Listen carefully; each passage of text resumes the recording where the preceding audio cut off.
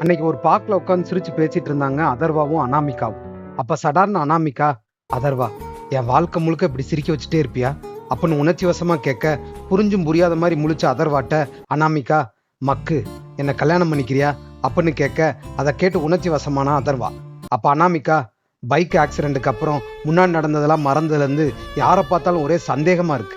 ஆனா உன் மேல மட்டும் ஒரு துளி கூட சந்தேகம் வர மாட்டேங்குது. உனக்கு எனக்கு ஏதோ ஒரு லாங் பாண்டிங் இருக்குதுன்னு ஒரு ஃபீல் இருக்கு. I think I love you அப்படின்னு சொல்ல, அதர்வாக்கு அவனுக்கே தெரியாம அவன் கண்கள்ல இருந்து கண்ணீர் வந்தது. அப்ப அதர்வா ஃப்ரெண்டு ராஜுட்டு இருந்து போன் வர, அதர்வா கொஞ்சம் தள்ளி போய் போன் அட்டன் பண்ணான். அப்ப அதர்வா, மச்சான் எங்க 2 பேத்துக்கு டைவர்ஸ் ஆயிடுச்சுன்னே மறந்துட்டு கல்யாணம் பண்ணிக்கலாமான்னு கேக்குறாடா மச்சான். சந்தேகப்பட்டு டைவர்ஸ் பண்ண ஏன்ட்ட வந்து என் மேல துளி கூட சந்தேகம் இல்லைன்னு சொல்றான் மச்சான். அவ மறதியை யூஸ் பண்ணி திரும்பி அவளை காதலிச்சு கல்யாணம் பண்ணி நான் பண்ண பாவத்துக்கு பிராயச்சித்தம் தேடணும்னு நினைச்சேன். ஆனா அவளோட லவ் என் குற்ற உணர்ச்சி இன்னும் அதிகரிக்குதுடா அப்படின்னு உருக்கமா பேசினான்.